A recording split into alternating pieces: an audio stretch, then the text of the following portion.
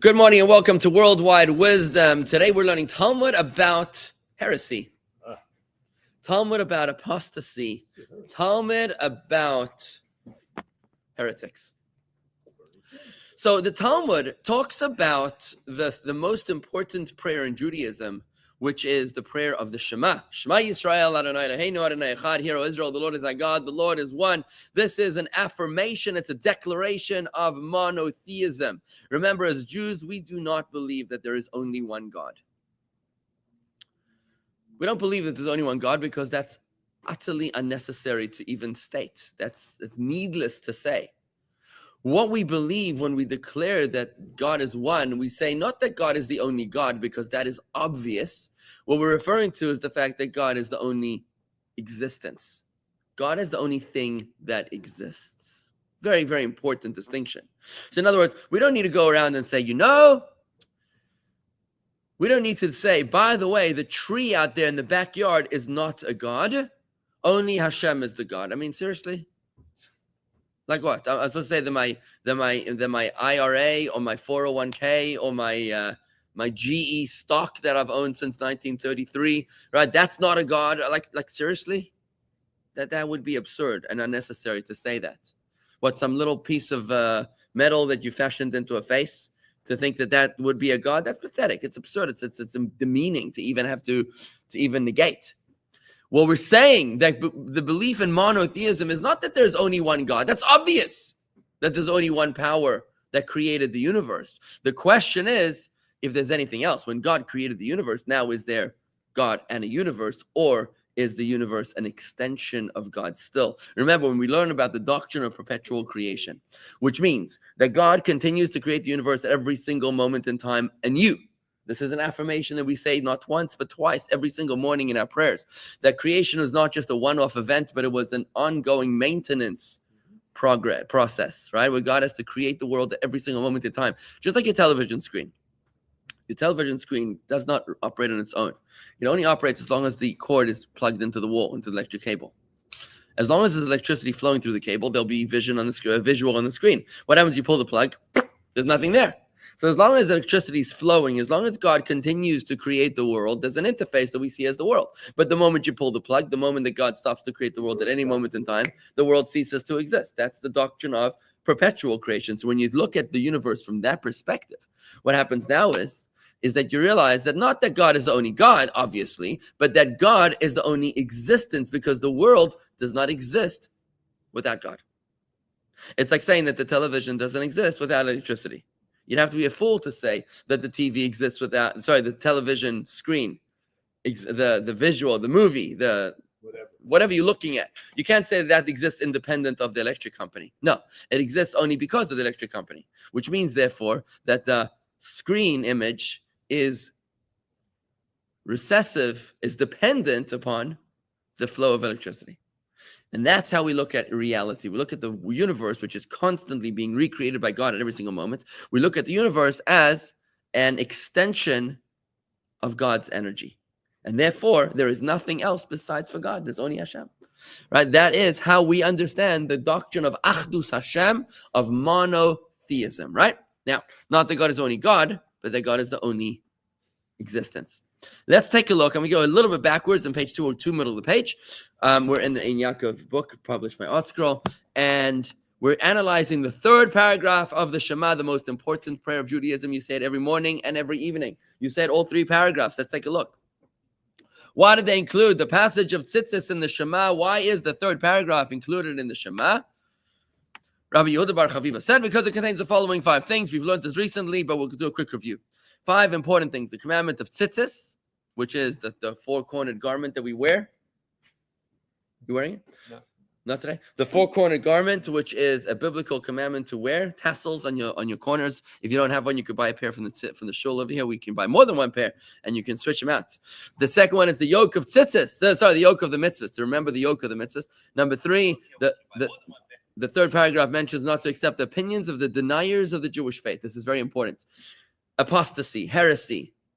It is the commandment not to follow heretics, right?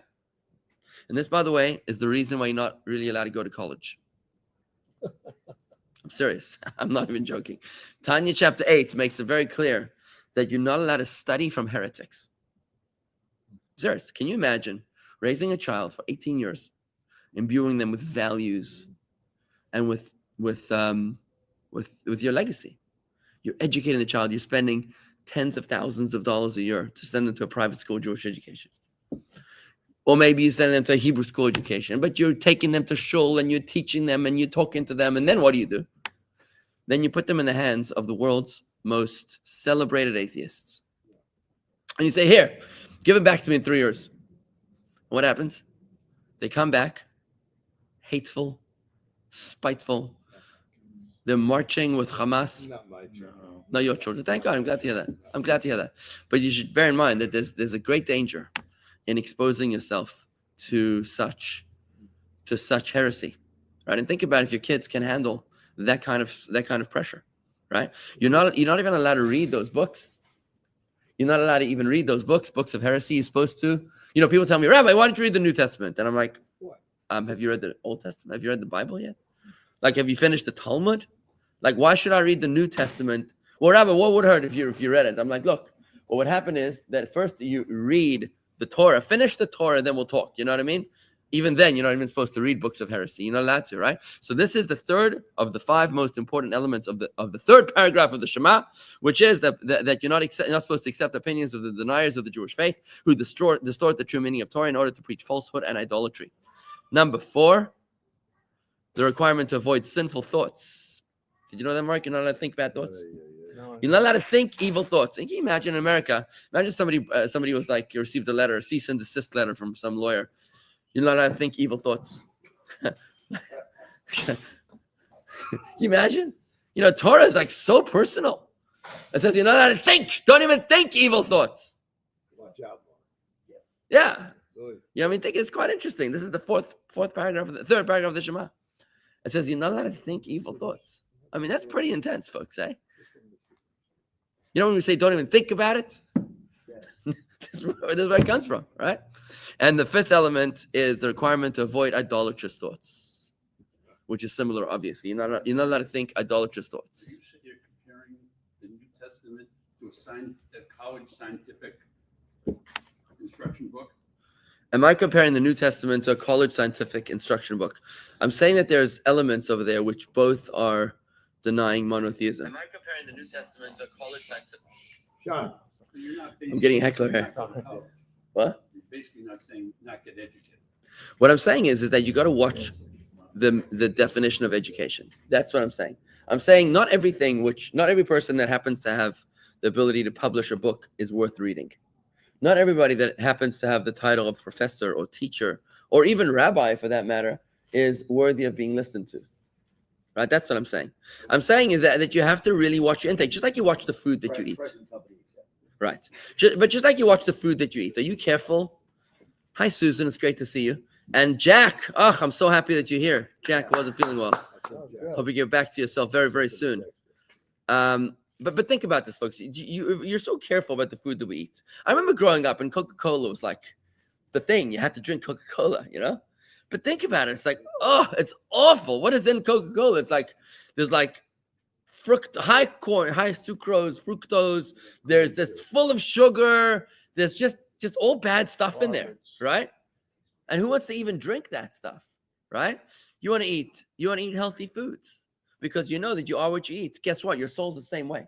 And if you expose your soul to heretical teachers in college, people that believe that Hamas was legitimate in October 7th. Do you know that there are actual professors on college campus, that believe that October 7th was justified resistance, right?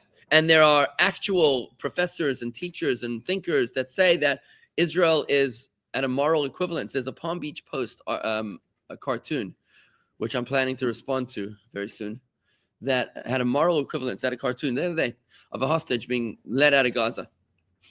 And as this hostage is being, she can't walk, but she's being led out of Gaza. She's walking over the corpses of 40,000 Palestinians. Great. And it says, watch your step, 40,000 Palestinians killed. As if to indicate a moral equivalency here between, Israel killed people too, so I guess it's okay for Hamas to kill Jews as well. I mean, the moral equivalency is just so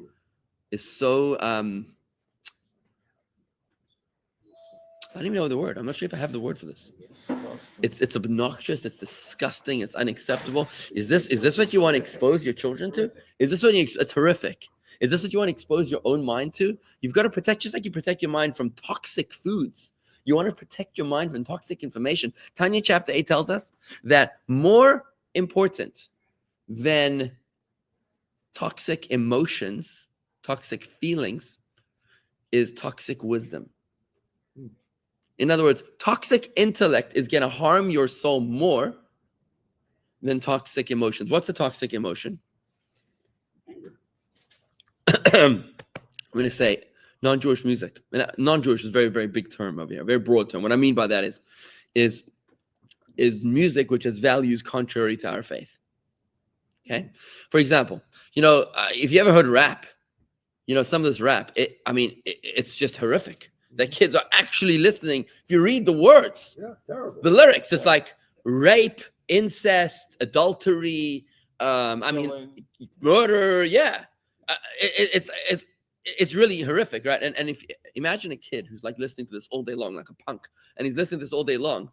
What do you think that does to his emotions? It's like burning into his emotions these feelings, right, which are imbued in the lyrics. So more toxic than that, and that's toxic, is exposing yourself to toxic wisdom, which is atheism, college campus professors. Now, I'm not saying all college campus professors are evil, but many are.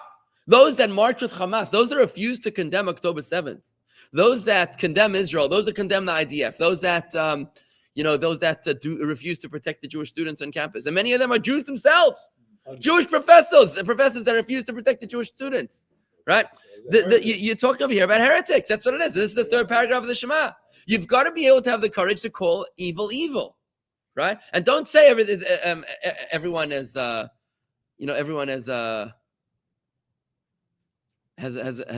purpose and everyone has a cause, which is legitimate.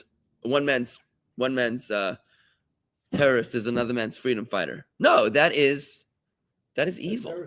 That's heresy. And that's what the Shema is telling us, that we have to remember. Don't even think idolatrous thoughts, and don't think sinful thoughts, even though sinful thoughts are. But the main thing is to not to accept the opinions of the deniers of faith. Okay? Now, by the way, how can you control your thoughts? Remember this? Do you know how to control your thoughts? Speech. No, how do you control your thoughts? Very, very simple mechanism. You can only think one thought at a time. So if there's a thought that you're not supposed to be thinking, what do? Have another thought ready. Have another thought ready. Just switch the CD, and that's how you're able to not think a certain thought. You can't say, I don't want to think about a pink elephant right now. I don't want to think about a pink elephant right now. Don't do that. It's not going to work. Say, I'm going to think about the distance between planet Neptune and planet Saturn. And now you're going to be like in a different place, right? Good. So the Gemara asks a question. Page 203. Rabbi Yehuda bar Chaviva's statement is understood regarding the first three things, since they are clearly written in the passage. So we understand the first three things. The commandment of tzitzis, the exodus from Egypt, and the yoke of mitzvahs. I got those three. Right? Those three we got. However, the yoke of mitzvah says that it's written about, as it is written about the tzitzis, that you may see it. Remember all the commandments of God. The mitzvah of tzitzis, as it is written, they are to make themselves tzitzis. This is the verse in the third paragraph of the Shema. The exodus from Egypt, as it is written, I am Hashem, your God, who took you out of the land of Egypt. But from where in the passage do we see not to follow the deniers of the Jewish faith and to avoid sinful thoughts and idolatrous thoughts? Where does it actually say that in the third paragraph of the Shema? The Gemara answers, it was taught in a brisa. Regarding the verse in the passage of Vayomer in the third paragraph of the Shema, that says, it shall constitute tzitzis for you, that you may see it, tzitzis, and remember all the commandments of God. Remember why the seeing of the tzitzis reminds you of all the commandments of God. What is that the reason for? The reason is because tzitzis has a numerical value. The mathematical value of tzitzis is 600. Of the Hebrew word is 600, plus 8 strings and 5 knots. 8 strings and 5 knots is 600 plus 8 plus 13. Reminds you of the 613 mitzvahs, right? So it says, it shall constitute tzitzis for you that you may see it and remember all the commandments of God and perform them and not explore after your heart and after your eyes, after which you stray. By the way, this is the source for klipa. Klipa being Jewish people, all human beings come from klipa. We come from God's superficial energy, from God's outer energy, and therefore we are influenced by superficiality. We're influenced by what we see. When you see something, that's when you feel something, right? See, if you have a choice between a pleasure of this world, which is right in front of you, and a value of an eternal, a timeless value, which is hidden and cerebral, what do you think a person's going to choose? He's probably going to choose the visual pleasure over the abstract value. Right, this is a foundational principle in Tanya, right? So what does the Talmud explain when the verse says, after your heart? This refers to the opinions of the deniers of the Jewish faith. As the verse states in Psalms 14, the lowly says in his heart, there is no God, over the page. When the verse continues, after your eyes, this refers to sinful thoughts. As it says in Shoftim in the book of Judges, and Samson said to his father, about the Philistine woman that he wished to marry, take her from me, for she is fitting in my eyes. You see? When you see something, that's when you want something. That's why you got to watch what you see, by the way, folks. This is why it's so important to watch what you're looking at. Which is why, do you want to have a disgusting toilet in the middle of your living room? No. Why then would you put a television in the middle of your living room? It's like a toilet. Think about it. It's just got any filth, which is the lowest common denominator of mankind, the lowest selling, most debased values is what they put on television. So why would you put that in the middle of your house? Think about that, right? You got to watch what you're seeing, what you're looking at, right? When the verse continues afterwards, you go astray. This refers to idolatrous thoughts, as the verse says in Judges. And they went astray after the Baalim, which is the idols that were popular in those times. We learn from this verse that going astray refers to straying from serving God in the favor of idolatry. Okay, so what we've learned so far is that we found a source. We found a source over here about where we can get all of these 5 things in the 3rd paragraph of the Shema. The commandment of tzitzis, the exodus from Egypt, the yoke of the mitzvahs, not to accept the opinions of the heretics and the atheists, and not to think sinful and idolatrous thoughts. We found the source for this. But let's dive a little deeper into this. Let's try to understand what is up with the sinful thought, with heresy. Go ahead. Part of the Shema, this is not what I was. You're in the 2nd paragraph right now. What I was looking for, but this is pretty close to it. It's that take care lest your heart be lured away and turn you astray. Take care lest your heart be lured astray. Right, and worship alien gods. Right there. That's the commandment against idolatry, right? Right, so alien gods. Alien. Alien gods. But that's not the spot I was looking for. Don't get stuck in the English translation. Yeah. No, I often find that the English translation is sort of doesn't do justice. By the way, I want to exactly. Money can be an alien god. Lowercase g, by the way, Marty, lowercase g. An alien god means lowercase g, because it means someone that you deem a god, but it's not really God. How many people worship their political party? Think about that. How many people worship their political candidate? By the way, Hanan, thank you very much. He says that he enjoyed my interview on marriage. If you want to hear about it, that's uploaded recently to our YouTube page. Okay, so let's go into this. Let's understand what it means about straying after your heart. I'm at the bottom of page 203, okay? Wrong at heart. The Gemara presents a surprising commentary on the verse, you shall not stray after your heart. One then interprets it as a warning against stumbling into heresy, a denial of the Jewish faith. This interpretation is surprising at first glance, notes Rabbi Yochanan Wasserman in a famous essay on the basic obligation to have faith in God. The heart is usually thought of as a seat of emotion and desire. If this verse seeks to warn us against intellectual folly that is heresy, it should have said, do not stray after your mind. Why does it say, do not stray after your heart? Upon reflection, however, the verse's language is precise, and with its precision, it teaches us a profound and simple truth. Errors of faith are not intellectual sins, but emotional sins. This is very, very interesting. Errors of faith are not intellectual sins, but emotional sins. What do you mean by that? I'll tell you what I mean by that. Or at least what I understand it means. Here's my understanding. It's something I learned from my mother-in-law. It happens that children of religious families might stray from their parents' families. They might stray. It happens. They could be. Why do they stray? Do they stray for intellectual reasons? No. Or do they stray No, for they're turned off by something that's happened in something the turned them house. off? In other words, Yeah, they emotion. feel rejection. Yeah. They feel a sense of abandonment. They feel daddy doesn't have enough time for me. They feel like mommy is not interested in me. They feel like I don't belong. It's not an intellectual No. straying from faith. People don't stray from faith because they have an ideological problem with God. It's because they have an emotional problem with the people, with the culture, the community that they're coming from. We have a friend in Crown Heights. The daughter died. She was 15 of cancer, and her brother, who was about 17 or 18, just said that no God, goodbye. Okay, so let me ask you a question. So Toby's saying like this. He's saying that he knows the family, that the daughter died at a young age, and the family abandoned their faith, right? No, just his son. So the son abandoned his faith because the daughter died at a young age, right? Let me ask you a question. So he abandoned his faith. Let's ask the question. Was that for intellectual reasons or was that for emotional reasons? Of course it was emotional reasons. Of course. It wasn't like, look, it's not like if God could give me a really good reason why she had to die, then I'm not going to stray. That wasn't the case, right? You hurt my feelings. You took away my sister, my daughter, whoever passed away over there.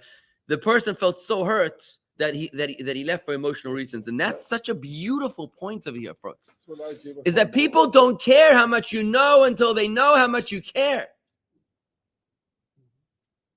They don't care how much you know until they know how much you care.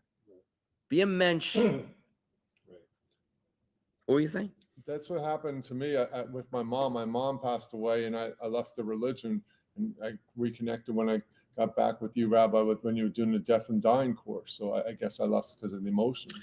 Yeah, but I think you felt a sense of family when you came back, right? Okay. But I'm sorry to I hear know Christopher some- lost two twins and buried them on their birthday. Oy, oy, oy, oy. Terrible. I know Jewish atheists who have been very, very smart people, but I never could quite get it. So, Jewish atheists are what? who are very intelligent. very intelligent people. But And it's I'm emotions. brilliant I doctor, appreciate it. and I just and this doctor's father. I have a question for you. If you're a brilliant atheist doctor, right? I ask people this question. I'm like, okay, so you're an atheist? Very good. Okay. Tell me something. How many books? Give me one book that you've read about God. I want the title. One book. Have you read the Bible? No. Which book have you read about God? I'm just curious to know. Oh, you haven't read a book about God? Okay, typical, right? Have you studied on anybody about God? Oh, so it's just a hunch. This is what happens to me. Well, they'll say to me, well, if God exists, then why this? Okay, so I'm like, okay, so it's emotional. So it's got nothing to do with your intellectual analysis. Well, some of them have like they'll talk about Adam and Eve. Really, that's how it all started. The universe is really 1 billion years old. They'll talk about Well, that's always intellectual a stuff. challenge. That part's always. And So when people say that the Bible is underwhelming, that's the problem, right? The Bible is underwhelming. Okay. Fine. Does that mean God doesn't exist because you don't like how he conducts business? Or maybe you didn't understand the book of the Bible, right? Maybe you didn't understand. That's maybe you don't just because I don't like how America is being run doesn't mean it doesn't exist, does it? Okay, so I don't like how the people are running America. Fine. Doesn't mean it doesn't exist. Let's just finish this idea here. Intellectually, there's little room to err about God's existence. Intellectually, this is very interesting. Intellectually, there's very little room to err about God's existence. What do you mean there's no God? Are you insane? So it's one sense. So everything happened here by mistake. Is this what you believe now? I'm not talking to anybody present. I'm talking to the atheists, So you believe that everything here happened just by itself, right? So imagine I came to you and I said, yesterday I was a poor man. Today, a business just appeared and I own it and it's making $1 billion every day. Would you believe me? So, but a world, a universe, that can happen. Who are we kidding here? Who are we fooling? Like, it doesn't make sense. It's actually irrational to be an atheist. To be an atheist is an emotional stance. It's not an intellectual position because it's actually non-scientific to say that you can have an effect without a cause. There's no such thing as an effect without a cause. You can't win the Olympic Games without having exercised or practiced. You can't win a war if you don't have an army, right? You can't win an election if you didn't have a fundraising campaign, right? So why would you believe in immaculate, spontaneous existence from nothing? Like that's crazy, right? So what is God? God is the original cause. That's it. God is the original, the prime mover, the prime cause of it all, the creator. In general human experience, the sight of an object that bears signs of a purposeful design immediately leads to the assumption that someone manufactured it. No one asks whether a hammer, a storybook, a building, or a piece of machinery was fashioned by human hands, or if it was accidentally formed by a lucky confluence of random forces and materials, right? Nobody brought a book and said, this book just appeared. Nobody wrote it. You'd be out of your mind to say that a book doesn't have an author. Oh, you'll tell me AI. Well, guess what? Somebody designed the AI, right? All the more so if you come across an enormously complex network of systems working in perfect order and with just the right balance to accommodate all the constituent elements, despite their frequently conflicting nature and needs. Surely such a spectacle will lead the observer to postulate the existence of a single creator with a single mind that aimed for his unified creation. Why then does this elementary line of reasoning suddenly get called into question when it comes to the universe, the most ingeniously designed, interconnected creation of all? So you wouldn't believe me if I told you a book had no author. You wouldn't believe me if a business had no entrepreneur behind it. But if I tell you that the universe has no designer, now you believe me. That makes no sense. It can only be that some people do not want to draw the obvious conclusion. They realize that if a purposeful creator brought them into being, he surely has definite ideas of what they ought to do with the existence he bestowed upon them. That does not bode well for the freedom seekers amongst us who wish only to obey their own commands and gratify their own desires. They don't want to believe in God because it's going to come with responsibility and accountability, and they're not interested in that. For such people, it's far more convenient to say there is no God and I can do whatever I want than to say there is a God and I'm accountable to him and I'm doing a bad job at that. For such people, a conflict arises between the intellect and their emotions. Inevitably, the intellect gives way, and the counterintuitive result is minus, a corruption of the most basic truths about the world's origin and design. In the interest of fending off this unfortunate disabling of the human mind, the Torah warns, you shall not stray after your heart, because atheism is not an intellectual experience, it's an emotional one. This guy loves Jewish food, by the way. It is your mind. It is your mind that must control your emotions and desires, not the other way around. Folks, this is the meaning of monotheism. I'm going to conclude by saying that atheism is irrational. And if you have an atheist, truly, check with them. How do I photograph this? Take a picture with your phone. Oh, yeah, you're right. If you have an atheist, now I'm going to keep coming. Thanks. If you have an atheist that you know, challenge them. Ask yourself, is it an intellectual or is it an emotional blockage? I'd love to hear if anybody has a truly intellectual blockage to the existence of a designer.